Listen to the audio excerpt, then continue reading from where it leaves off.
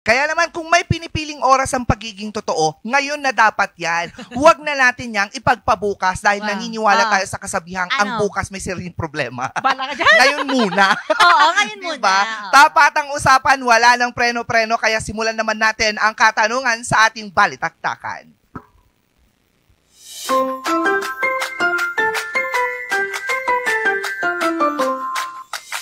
The views and opinions expressed by the host do not state or reflect those of the company and its management. Furthermore, the views and opinions and insinuations made by the host or guest do not reflect those of the show, the management, and the network. Ayan, ang katanungan natin ngayong Monday ay may pinipili bang panahon o lugar ang pagiging totoo sa sarili? Dalawang angge. Pero may pinipili ba daw na panahon o lugar ang pagiging totoo sa sarili? Oo naman. Oo. Kapag nasa loob ka ng bahay doon, magpakatotoo ka. Paglabas mo, paka-plastic ka na. Sa loob ng bahay, alam mo na yung sinasabi ko. Doon lang naman madalas yung mga nagpapakatotoo na nanalo. Totoo din. So, dapat. Oo, may dapat. Hindi, dapat may lugar kung saan mo dapat ipakita yung sarili mong Yung totoong ikaw, kasi like say for example, nasa interview ka para pumasok ng isang trabaho.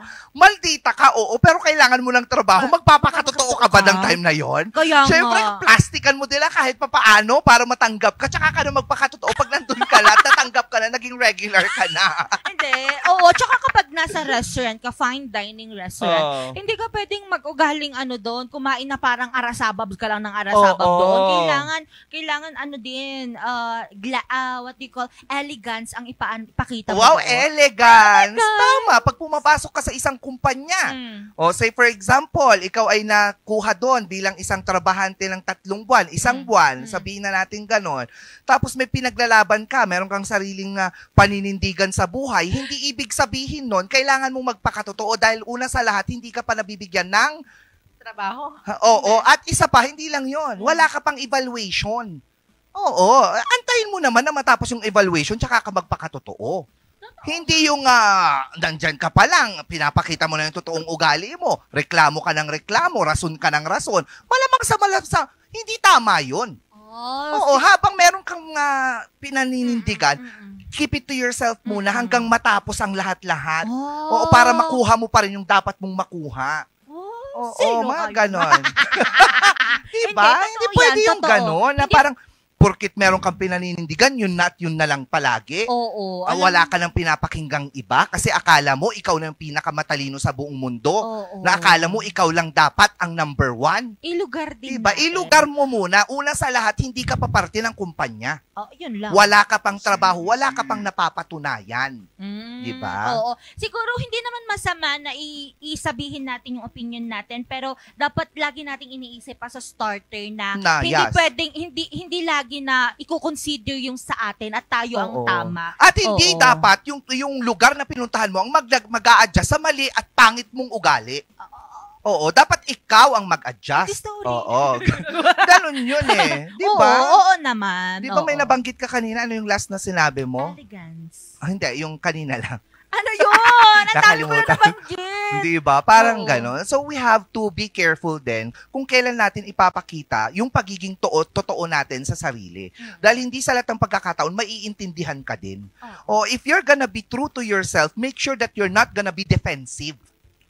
Kasi may pagpapakatotoo na very defensive. Hindi kasi ganito ako kasi that's being defensive. Pero may pagpapakatotoo na very humble yung dating. Na pasensya na po kasi pwede po bang ganito? Di ba makiusap? Sabihin mo bilang humble na tao. Bakit kasi ma'am? Yes. Alam mo, with humility. Yes. Always kapag nagpapakita ka ng pagpapakatotoo mo bilang ikaw. Sana yan ng mga ibang tao, especially yung mga mag-graduate na or maghahanap pa lang ng trabaho. Yes. Ganyan. Alam mo, masama rin ugali ko pero iba rin yung nasabi ko sa HR. Sorry! Alam mo, I like that. Kasi totoo.